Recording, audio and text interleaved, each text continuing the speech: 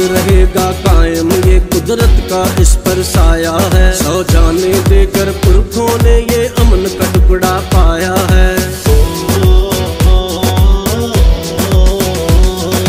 अबद रहेगा कायम ये कुदरत का इस पर साया है। 100 जाने देकर पुरखों ने ये अमन का टुकड़ा पाया है।